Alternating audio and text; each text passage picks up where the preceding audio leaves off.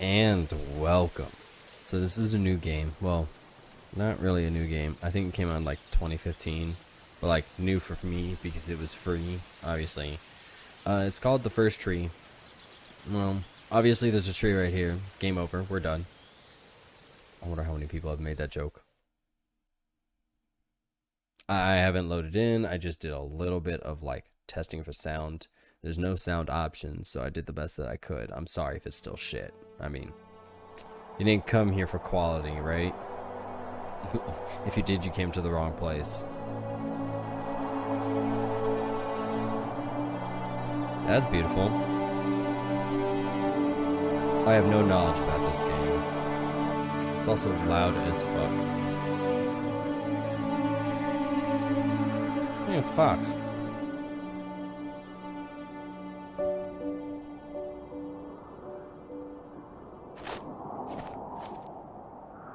Are you awake? I thought I heard you get up. Yeah, I'm awake. Sorry, I just can't sleep. Are you thinking about him? Yeah, a bit. Usually get back to sleep, my love. I'm fine. No, it's okay. What else is on your mind? I don't know, it seems weird, but I had one of the most vivid dreams of my life. I saw a fox on a snowy mountain, just looking confused and worried. Those eyes. I can't get those eyes out of my head. She was running in the windy snow, looking for something. Do you think it has to do with you and what's been going on? I don't know. It was just a dream, Rachel. They're not meant to make sense. A lot's happened the past couple days, that's all. Well, if you're not going to sleep anyway, you should tell me. I want to hear. All right. Okay, can I talk now? Like, is that okay? Wow, we can really get a zoomed out look here. How far in can we zoom? So at a certain point, you can no longer double jump. It seems like once I have the animation, oh, that's as close as we can get. Well, this is now a third-person over-the-shoulder shooter, and that's how we're gonna play it. Once your character has the animation of like going downwards, you can no longer double jump. And I'm just gonna edit the audio here just a little bit more, so that way it's not so. Alright, back to game. Hopefully that's a little bit better. But we do have a double jump. I am running, so this is as fast as we can go. So we're going to experience this slowly together. This is not a fox simulator. That is all I read about it. We cannot walk through things. Also, the first tree, it's like right here. Guys, I found the first tree in the game. Right here.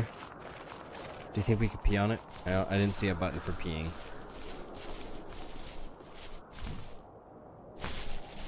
Jumping does not seem fast, so yeah. See, after a certain... Yep, there it is. Yep, I got that. Now what do we do? Do you want to just go up the top of that mountain? You think that's the way to go? Well, there's something down there. This is just... Man, it's so loud. I'm sorry, guys. I'm gonna have to turn it even further down. I wonder if that's any better. Hopefully that's a lot better now. It's still like... And now there are different sounds. I don't understand. Why do they hit us with this game? There's no way to change the sound options. See? Look. I'm gonna ask for commentary mode. Okay, so this is where we get the next commentary? Okay. I'll try not to spoil too much since a lot of this game ties into the very last act, which is the epilogue, I call it. But you'll notice there's lots of items around, and that's kind of what the first tree is about, is like exploring this land and trying to figure out why they're there, what they were used for, and it's kind of explained that this is a dream for Joseph, but it's something different, and it's not supposed to be like your average dream. It's supposed to be something a little deeper. So pay attention to all the items that are around and try to figure out how they tie into the story. Okay, interesting. So first off, we see a tent and a picnic bench, along with a sleeping bag. We are unsure what these things mean or the significance of them right now, but was this tent fully erected? It seems to have been crushed. How does that tie in with the story of a fox? I mean, foxes tend to be at camping grounds, right? This is a dream, but not quite a dream. Doesn't want to spoil too much. Interesting. Gives me a lot to think about. So, right now what I'm thinking is that this somehow has very significant meaning towards Joseph's life that he is even unsure about. But like psychologically, it'll eventually tie into a story about probably some dramatized meaning for like Joseph's life, so that way he can continue like just onwards with it. Maybe he has to deal with like a relationship. I mean, he's with his wife. There's something up in the air over there. Bird? Seems like it. A hawk, maybe? More commentary. So, a bird. How could that tie it? Picnic bench? Seems we're obviously out in the wilderness, so what is this? So, not far from her home, she followed that path to something unexpected. Oh, jeez. A dead baby. No. So it's usually at this point where people say something like, "This is not the kind of game I was expecting."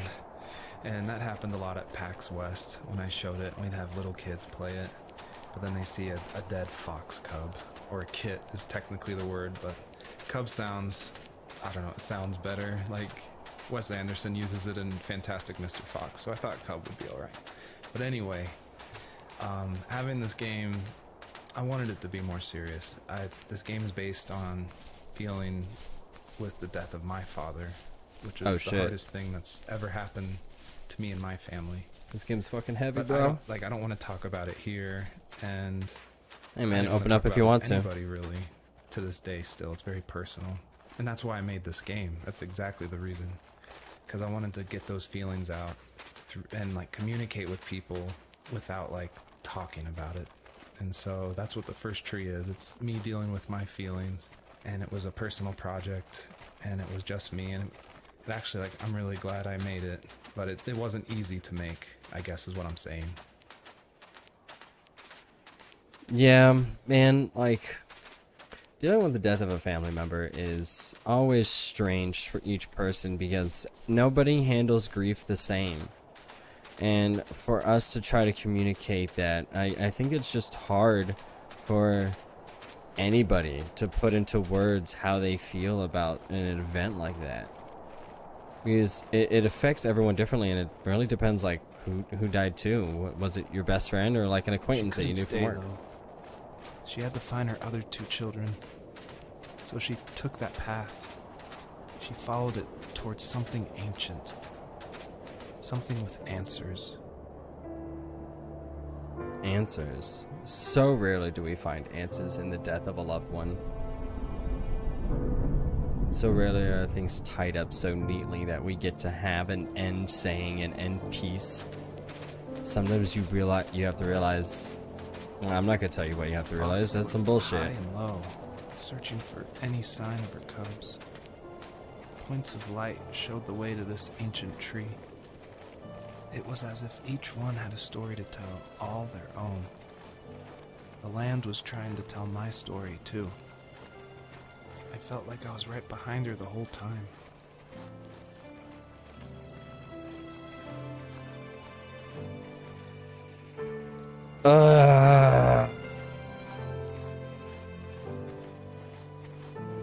Oh, they're just bunnies. Bunnies, come here. Come here. Come here. Come here. Bunnies. The bunnies were added because my wife, Elise, who also voices Rachel in the game, who's also helped a ton to make the game, as we were playing, she just said it, the world felt kind of empty and not alive enough. So I knew we needed to add some kind of life. And so the bunnies was like the first idea that came to mind.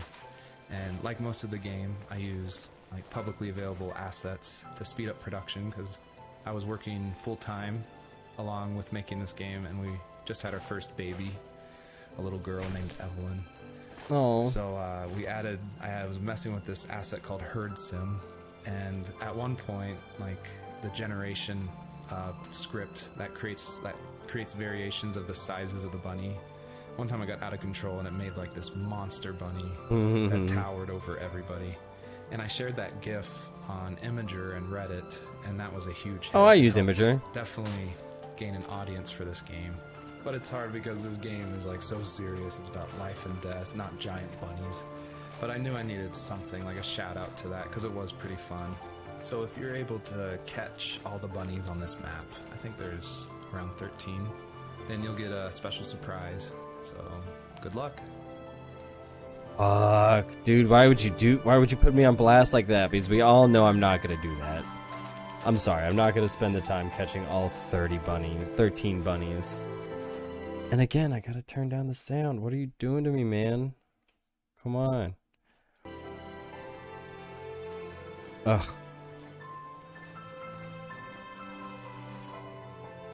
I hate this. Why does it do this to me? I just don't understand. Watch, I'm gonna turn it down too far one day, and it's just gonna be like, because like, I don't have it adjusted to my headset, like what y'all hear.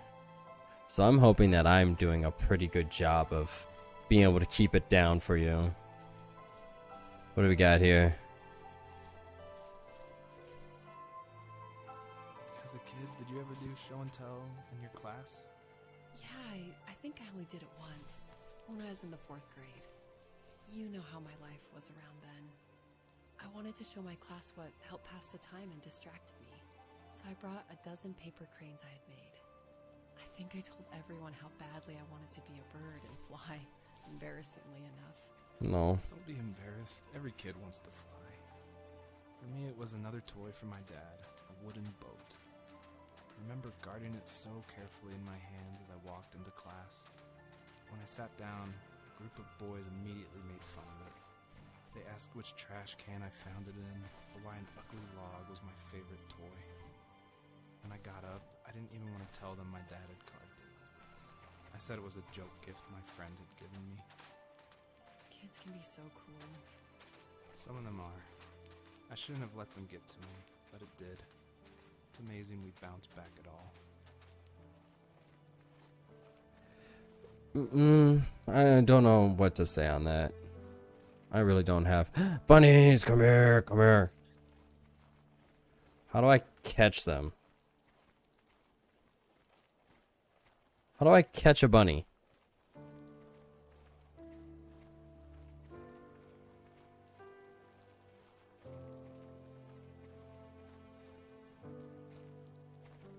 So it seems like if you use both buttons, come here, you little bastard. You do move a slight percentage faster. Come here, you little bastard. Ah, juked me at the last second. Come here. Come here. Come here. Ah. Nah, it's not worth it. So yeah, pushing forward and left at the same time allows me to get some speed. I got 3, I think. I think once they make that sound. Another plane. What is this? So far we've seen tents and picnic tables and then lots of kids' toys in a play set. I know like he had a kid around the time and like he was going to school full time and he had like lost his dad. So that's like a lot of added stress on top of those things. So like mentally I like that would just be devastating for most people. And for them to produce a beautiful game like this, put all that hurt into something, it's a beautiful game. What do we got? Give me the thing. Do you remember what my dad did for a living? Wasn't he like a lumberjack? That's one way of putting it. If wood was a canvas, then a carving knife was his paintbrush. A carpenter. After working a 50-hour week, even after his hands were more splinters than skin, bring home the nicest piece of Alaskan weeping cedar and make me toys. That wooden train was the first toy I can remember, and I loved it. I just knew from a young age I was going to be a lumberjack, like my father. And that's not sound crackling, it's still technically raining here. So, it's in the game, there's nothing I can do about it, I'm sorry. No, no, okay, I thought I soft locked. Nope. Thank you.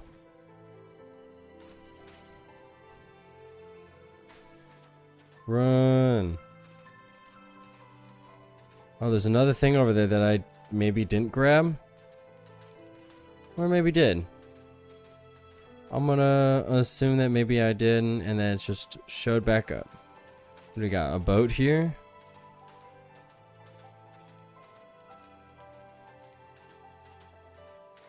What is this? A tank. Usually those kids would leave me alone, but somehow they could tell I was different. They made fun of how far away I lived and called my dad a sourdough. I was a blabbermouth as a kid, telling my dad stories I made up for hours. But after that show and tell, I didn't tell him much anymore. He didn't know exactly what was wrong, but his best guess was that the toys he carved weren't cool enough. Oh. He carved me a tank and tried to tell me what it was like to be in a real tank as a serviceman. I didn't know your dad was in the military. Yeah, in the army. The sad thing is that I've pretty much forgotten until just now. There's so much I still don't know about him. I'm sorry. He knows how much you love him. You're going to see him again soon and have some closure, I'm sure.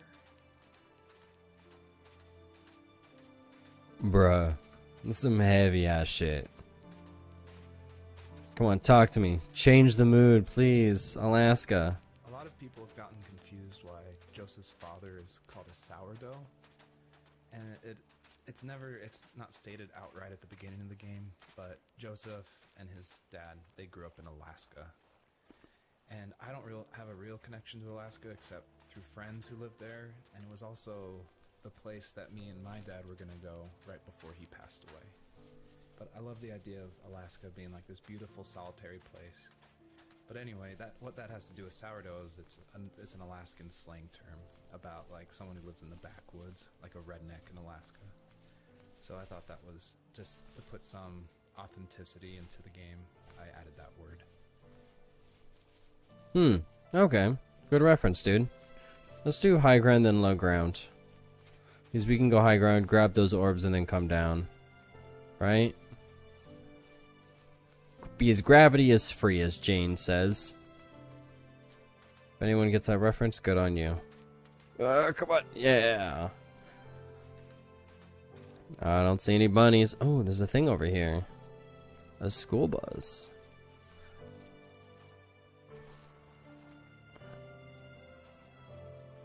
13. I wonder what these lights will do at the end of the game. If anything. Because I want to get all the things and hear what he has to say. We're probably only going to do this in small increments, guys. The older I got, the more I withdrew. I asked myself, why talk to anybody anyway? Why bother when I'm happy by myself? I started drawing a lot, mostly animals I saw in the woods by my home. I then imagined designing my own hideouts with things like TVs and pantries full of chips and cookies. I think that idea of leaving home and drawing blueprints started my career. I found a lot of solace in that. I'm not surprised, but I did the same thing, you know?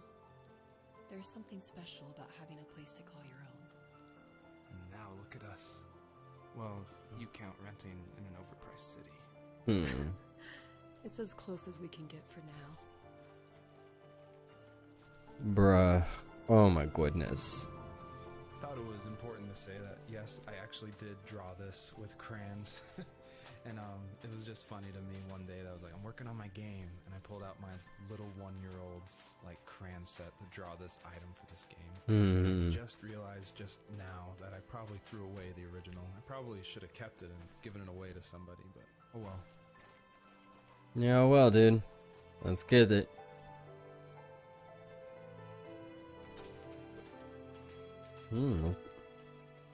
Still more kid stuff.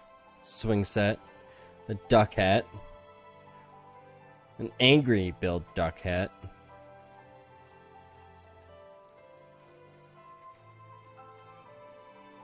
Virginia.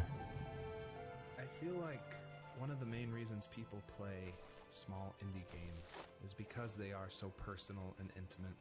So I tried to put myself into this game as much as possible. So almost all the vignettes or little stories you hear in this game, they come from my childhood, where I grew up in the middle of nowhere in central Virginia in the United States. So yeah, that's probably why I love games like this so much, where you explore this open, wide environment and just find interesting things, because that's exactly what I did as a kid. Nice. So I can't tell if that's a thing or not. Because they're not super clear on what are things and what are not things. Like this might be, this is a Hummer. That is quite large. Alright, move on to the next area. Another bunny. Another 2 bunnies.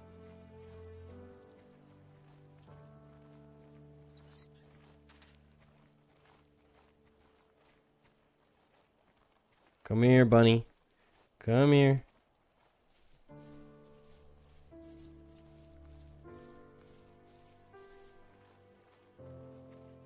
Come here.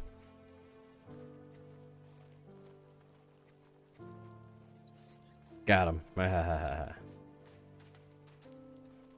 Once I made a giant bunny. That's so funny. Alright, we're back on the trail. Let's keep going. Oh, I think we're going to go ahead and cut it there for today, guys. Thank you so much for watching. If you enjoyed the video, feel free to leave a like. If you enjoy the content, go and subscribe. You can always unsubscribe later. This is Tactical Fish. I am out.